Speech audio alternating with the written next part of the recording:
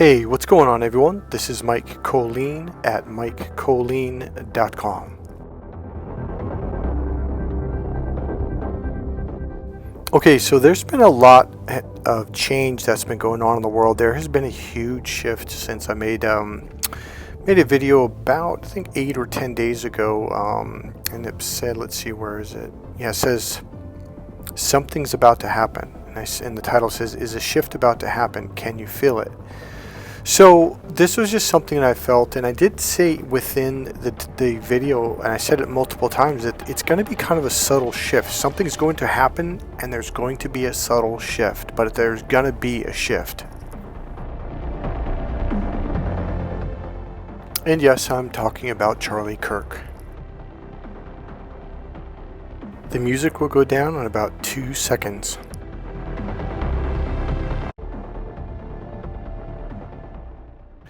So essentially, this whole thing has just unleashed a lot of people throughout the world. I've got a bunch of video clips that I've grabbed, 30-second, 15-second, maybe even a minute video clips, and it's spread throughout the whole world. So what are we really facing here? Like, what is this really all about? Is it good and evil? Yeah, I would say it is a spiritual battle. It's a spiritual battle between good and evil. One of my challenges is I was raised, I would say as most American Christians, to, what's the word I'm looking for, is to kind of, to always forgive people, to always almost overlook what they've done to you. I would say Charlie Kirk is a good example of that. I love the fact that he stands up for what he believes in and all that good stuff. One thing I posted on my Facebook page about 2 or 3 years ago, it's when people say something, I'm like, oh yeah, they're not going to let him get away with that. I'll post dead man walking. And what I mean by that is they're going to go after him, and they did.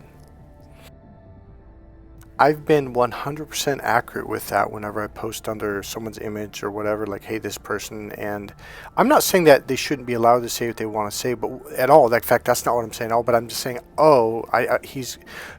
Charlie Kirk, beautiful man, loving man, but he's also naive. We are living in the real world where real things happen to people. Now, I think the shift has happened, though. I think the power shift is shifting back to the other side. It's not kind of. It's exactly like a pendulum. It's swinging back to the other side. So stuff like this is not being tolerated. And when I mean stuff like this, I mean killing someone because of their belief or their opinion. Like, this is going to stop. It's funny, you've got to really over-explain yourself here. So I think Charlie Kirk's a beautiful man. I love him. All I'm trying to say, because I think you could hear this wrong, is I want you to hear it right, is that I saw it years ago, like, it's kind of like, what was that name? Joan Rivers. When she said that about Obama's wife, I literally said, oh, dead man walking, they will not let her get away with that. And sure enough, she died. I think it was a couple days later, or a week or two later, or something like that.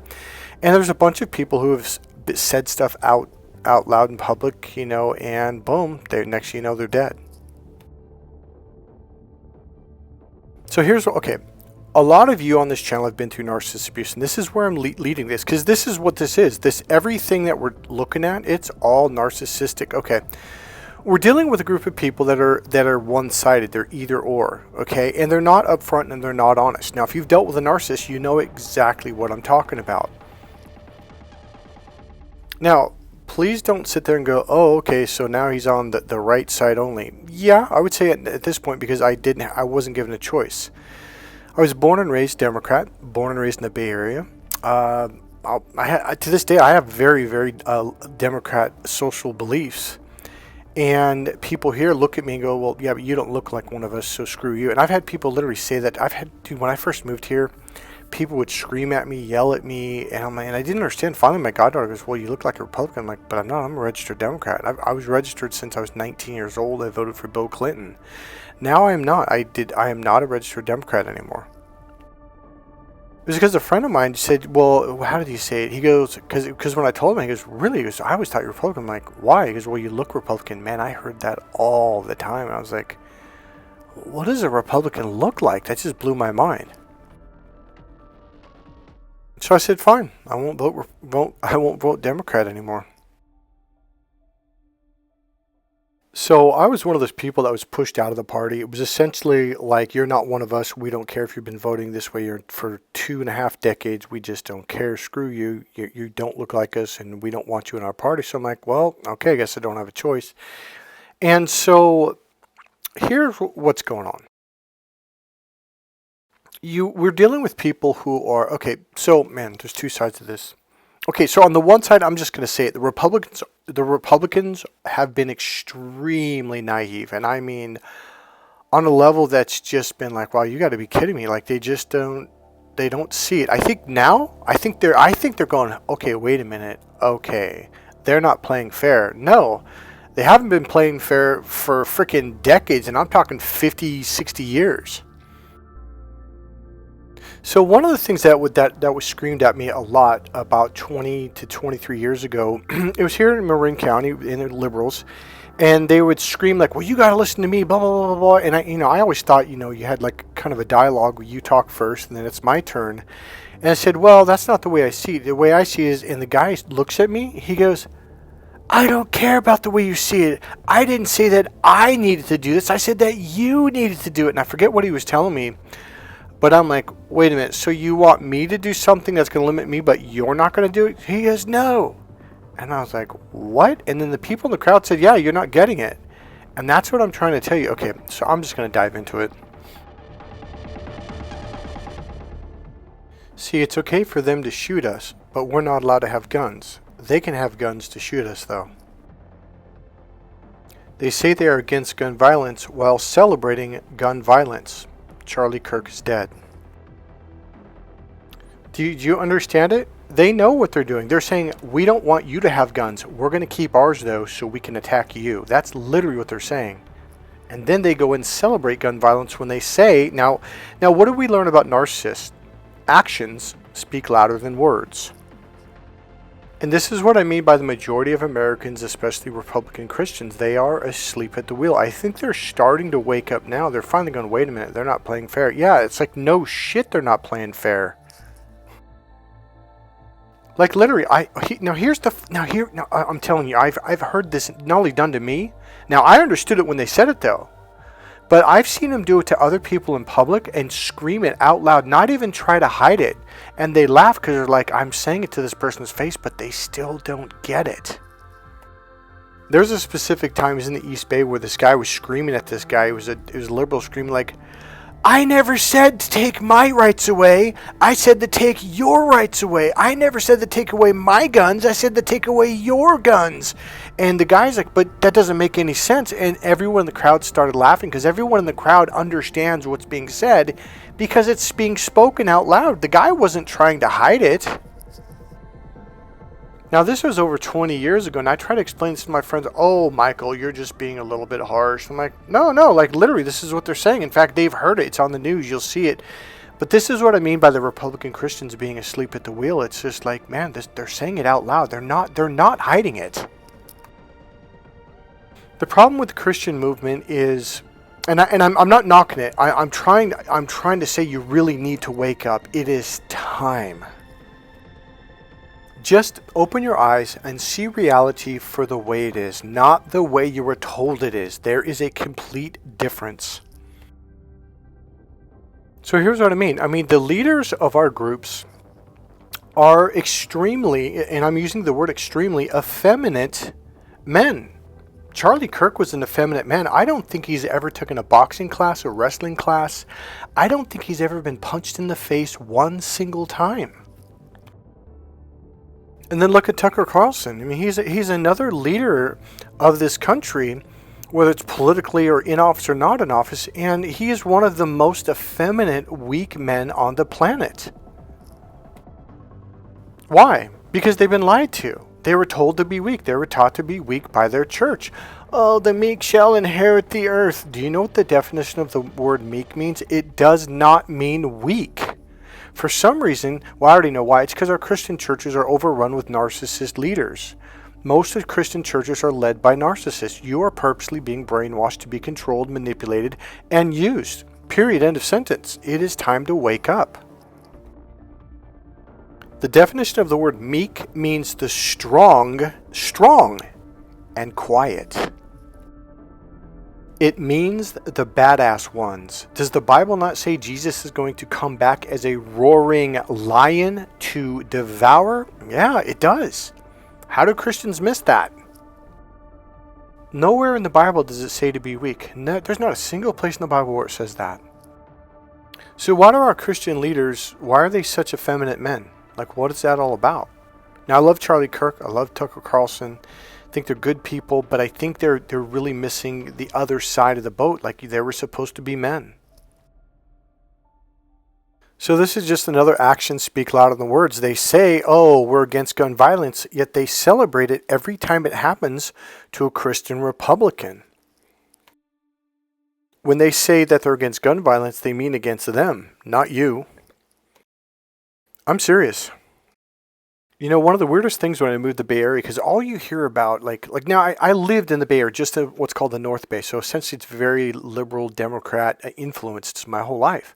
But when I moved into the Bay Area, see, all you hear in the movies and the songs is how kind and peaceful, how everyone gets along here. No one gets along. And I don't mean just now. I'm talking about 20 years ago, 24 years ago. I'm like, why is everyone at each other's throats? The lesbians hate gay men. There's a huge divide between them. There's a huge divide between the gay men, lesbians, and against the bisexuals. In fact, bisexuals try to hide. And so there's a huge, there's division everywhere. Everyone is in their own group, and everyone's separate. Now as you go through the neighborhoods, like, oh, there's a Mexican neighborhood, there's an Indian neighborhood, there's an Asian neighborhood, oh, there's the black neighborhood. Yeah, exactly. They're not integrated. They're divided in their own groups. They don't integrate. And that's one thing I started noticing after I lived here for 5 years. Like, wait a minute, these probably people aren't integrating. They're divided. They're divided amongst themselves as well.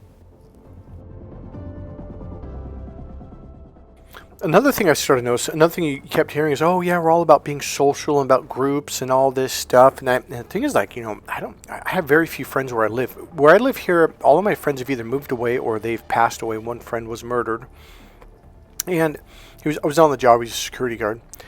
And I remember my goddaughter saying, oh yeah, we're very social. I'm like, what are you talking about? No one talks to no one here. And she's like, well, what do you mean? I'm like, well, no one's talking to everyone. She goes, oh, no. I don't mean social like publicly. We're social within our own little tiny group. And I said, do you realize that's literally antisocial behavior? Do you realize they literally have a medication for that? So what I began to notice is I have friends in San Francisco, Berkeley, the Peninsula, which is Burlingame, Hillsborough, stuff like that. I have friends in Napa. I've got friends all over the world, all over the country. But very few here where I live, because that's the way people are. A friend of mine said, oh yeah, they're kind of like the German people. I'm like, what are you talking about? He goes, well, German people, it's really, really, really hard. When you first move there, you're going to hate it. I'm like, why? He goes, you can't make friends. I'm like, why? He goes, because they don't open up there. They're in their own little group, and they don't let anyone in. He goes, it's really, really hard to get into a group. And the only way you can get into a group is, like, say you meet someone at work, and they befriend you there, and over a period of time, maybe 6 months later, they'll eventually introduce you to the group. He goes, but other than that, he goes, you're not going to make friends. I was like, no shit. He goes, that's Marin County. I was like, oh. I go, so it's not social? He goes, no, it's not social at all. Here's what I'm saying. The definitions they use for the words that you use are literally completely opposite. I noticed in 8th grade the movement that was happening in the United States, especially here in California. It was really obvious. I remember a teacher. It was the first day of 8th grade, and we're all outside. I think it was after second period. We all were talking. We're all excited and stuff. And everyone's like, "Hey, what language class are you going to take? Oh, I'm going to take French. I'm going to take German. I'm going to take Italian. I'm going to take Thai, or I'm going to take whatever." And one of the requirements is you had to take a language in 8th grade. And a teacher walked up, and she was a liberal, and she walked up, she goes, you better take Spanish. And I'm like, why? Because you won't be able to, she said, by the time you graduate from college, you won't be able to get a job in California if you don't speak fluent Spanish. And I was like, why? And when she walked away, I said to my friend, I go, and it was a group of friends, I go, is it just me, or was that kind of weird? He goes, yeah, it sounds like they're planning something. We were onto this back then. So as I got older, you begin to read stuff on how there was a movement that started after World War II to take over the United States, to influence people to come into the country, to get into government positions, mayoral positions, governor positions, senators, everything. And that's essentially what's happened. There's a slow takeover that was going on. Well, I was trying to tell people this 10, 15 years ago, even say, hey, read this book, read that book. I go, this whole, what they call it, the red card movement. So back in the 60s and 70s, and I think earlier, if you were a communist, you weren't even allowed to be in government office at all. So it got to the point to where people would slowly get into governmental office being communist. They call them, I think the word is red card carriers. And then finally they just started coming out about 2000 something, and they don't even have to hide anymore. So my brother Charlie, he's been a line cook since he was probably about 11, 12 years old. My mom and dad used to own 2 restaurants, and my older brothers learned how to cook at a young age. They worked at the restaurant, etc., etc. And so he's literally had been a line cook his whole life. He speaks fluent Spanish. He's learned since he was a kid. He couldn't get a job because he couldn't prove that he had a degree or some kind of 2-year plus training in speaking Spanish. And he goes, I speak Spanish better than you do. What are you talking about? So they wouldn't give him a job because they said, yeah, you don't have anything that proves that you can speak Spanish. He goes, well, talk to me. He goes, I'll talk to you right now. And they're like, no, you have to have something on a piece of paper. So my point is, yeah, there has been an absolute movement going on in California, the West Coast, and it's spread throughout the United States. And people okay, let's go back 5.5, 6 years with the whole lockdowns and everything. We all saw it, yet very few people spoke up. Very few people said, hey, this is wrong. Some people did, but it was like they were here's what it is. They're too polite to hurt anyone's feelings. And that's the Christian way. It's the Christian Republican way. It's like, well, yeah, but look what they're doing to you. Like, they've poisoned you. They've drugged you. Like, I finally snapped out of it years ago. Like these people literally tried to drug me. Like, these people so I got away from certain people in my life. Now, before that, though, I was a very typical Christian brainwashed person in the sense of, oh, well, I don't want to hurt your feelings even though you try to drug me, even though you poisoned me. Yeah, that's cool. Don't worry about it. Hey, don't worry about it. I'm not even mad at you. That's how dumb I was. And I'm looking at Christians now, and I have been for over 10, 12, 15 years going, like, you need to just see what's going on and just be honest with yourself about it. And they didn't want to, but I tell you what, just like the video that I made that came out, let's see, September 4th, a shift about to happen. Can you feel it? Something's about to happen. And I said in the video multiple times, it's going to be subtle, and it is. It's happened, the Charlie Kirk shooting, and people are gathering. People are speaking. People are gathering in the millions. And I've got some videos I'm going to show you. So essentially, society's waking up to narcissist abuse. All the gaslighting, all the, doing like the one side, like, oh yeah, you can't have guns and you can't have this, but we can have freedom of our rights, freedom of our sexuality, freedom of our this and freedom of our that, but you can't have freedom. And it's so obvious, and they throw it in your face and they laugh because they know that you're brainwashed. You've been conditioned by narcissistic people in your lives, your churches, your governments, and everything to not just call shit for what it is, to call it there's a phrase I can't think of it right now, call a bird, just like, hey, this is what they're literally saying. And that's the thing, they laugh at you because they literally say it to your face. So in true typical fashion, even though all these videos are exploding on social media and all over the place about narcissist abuse that's being taught in high schools, now it's being taught in colleges, here's the narcissist mentality. See, they gaslight themselves too. They're like, oh, we'll just gaslight them. We'll just lie to them. We'll just keep playing the same game we've been playing. See, essentially, narcissists are blind. They're in the either-or world. They're looking down this narrow tube. They see what they want to see. So if they don't want to see something, like, yeah, I don't want to see that, so they just block it out. That's a typical pattern and a habit and a technique that narcissists use. It's just part of their daily thing. Like, oh, I don't want to see that. And just, even though they're calling me on my shit and they got on video, like, well, yeah, but you don't understand. Like, I didn't really mean it when I said that. What I really meant was, they totally change it, make some gaslighting bullshit up. Well, that's what they do to themselves too. So their narcissists are still blinding themselves to what's really going on. People are awake, and more are going to awake. The Great Awakening that we've been talking about? It's here. It's happened now.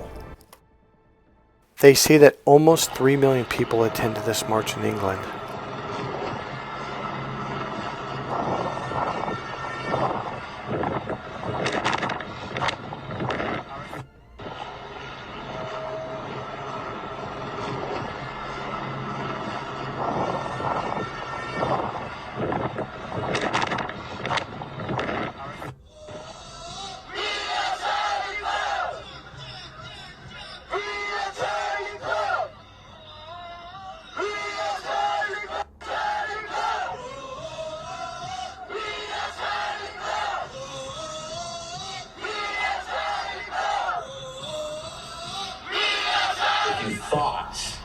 that you were going to shut a movement down, you're going to get a rude awakening. You woke us the fuck up.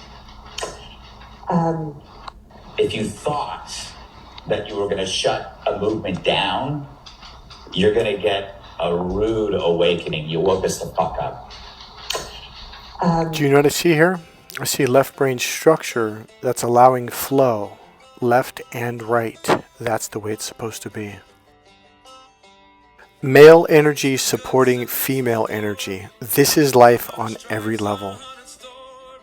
Male is lines, structure, angles, geometry. Female is round, curves.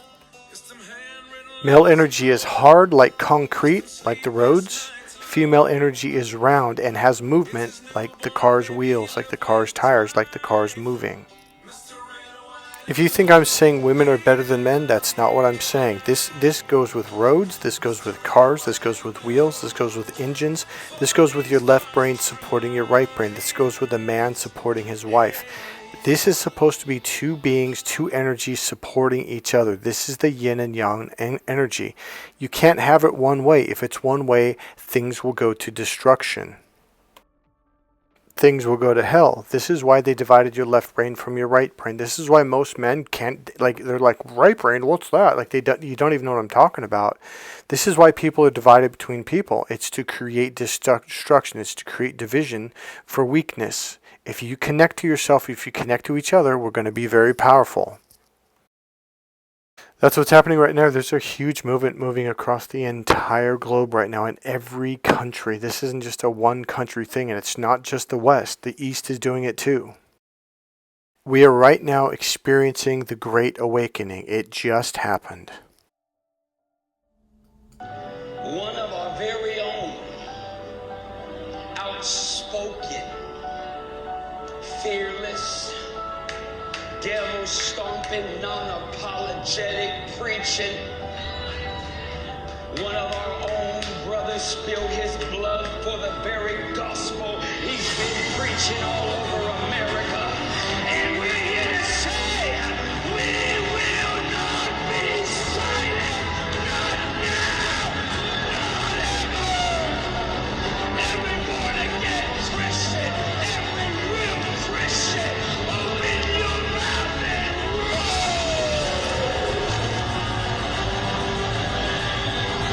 We ain't shutting up. We ain't backing up. We ain't cowards. We're gonna preach until Jesus comes. If you believe God, give him praise. He's right. It's time to stand up. It's time to stop being brainwashed into thinking you were supposed to be the lamb for the slaughter. That has been paid. That has been done. You are not the golden lamb.